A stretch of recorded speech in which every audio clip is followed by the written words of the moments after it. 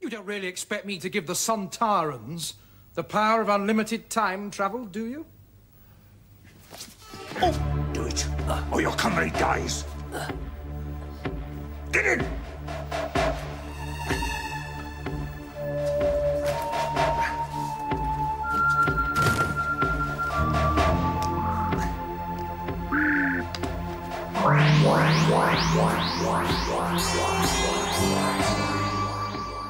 Hi everyone, TilerSky123 here, and today I'm going to be doing another top 10.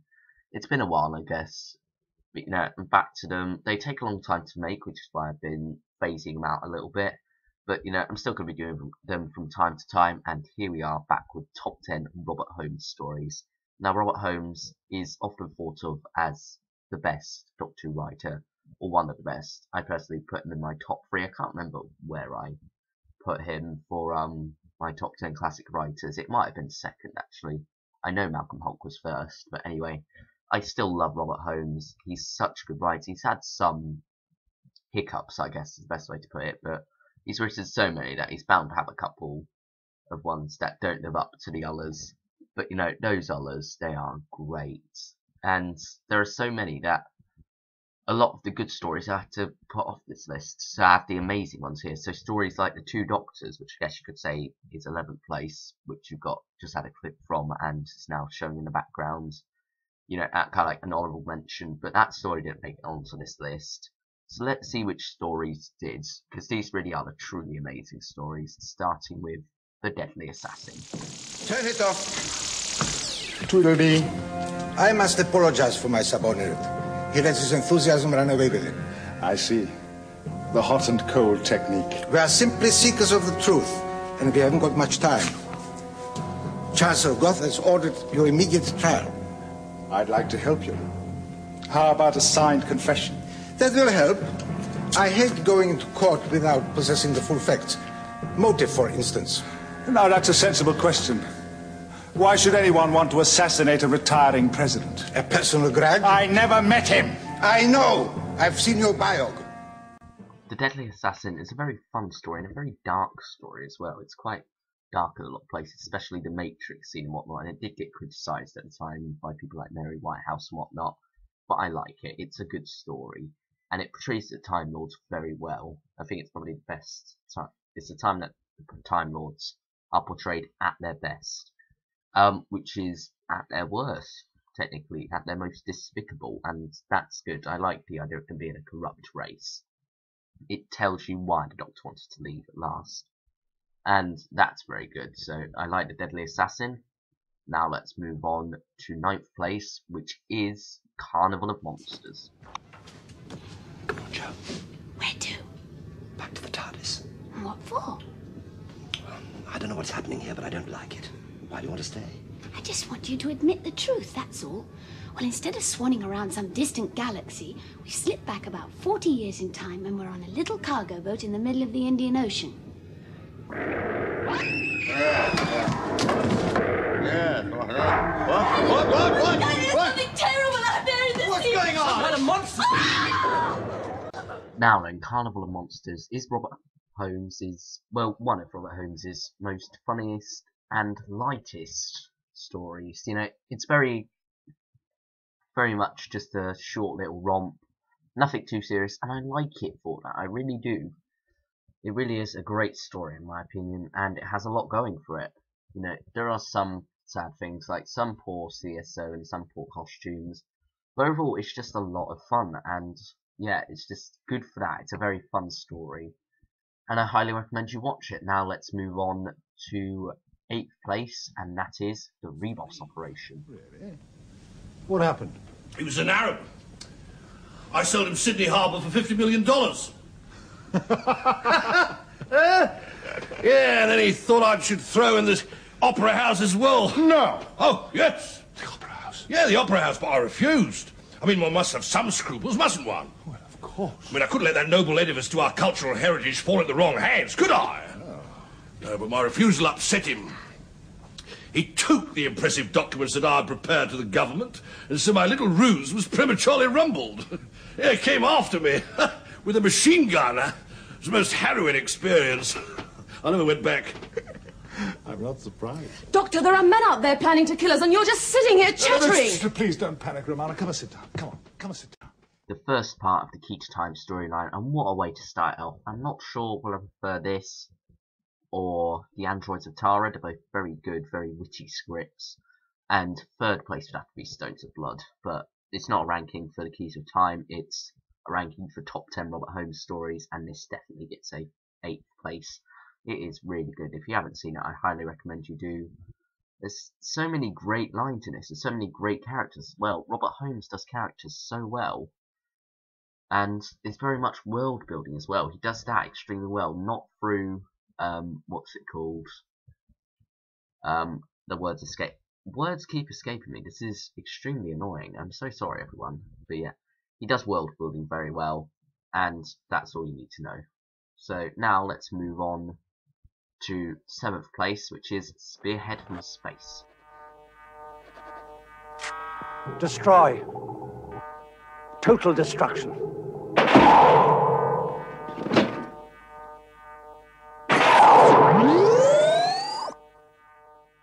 John Pertwee's first story as the Doctor, and also my least favourite of Series 7, funny enough.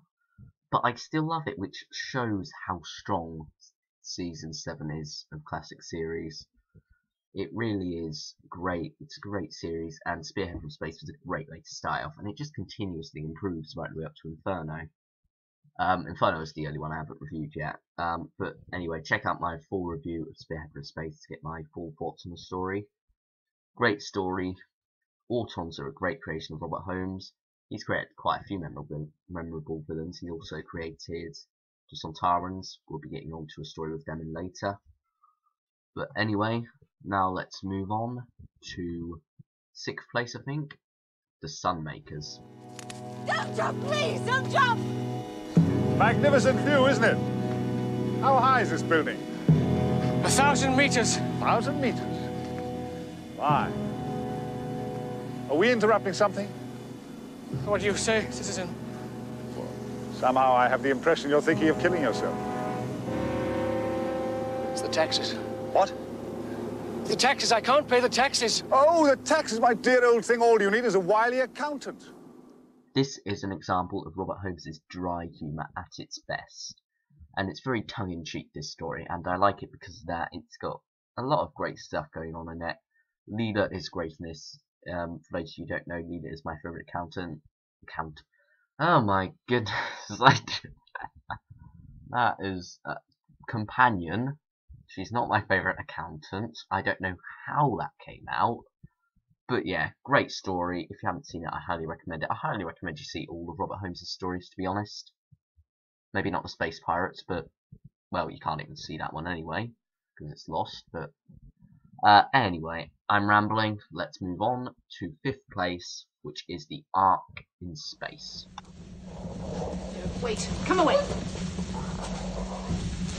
Willen. Willen. Doctor! Willen. Doctor! Doctor! No! You can't! I won't let you! Can't what? It's time to get up. Doctor, you're going to be all right. Yes. Is that noise in my head? The Ark in Space is such a wonderful story. It all comes together so nicely. Philip Hinchcliffe's first as producer and Tom Baker's second as the Doctor.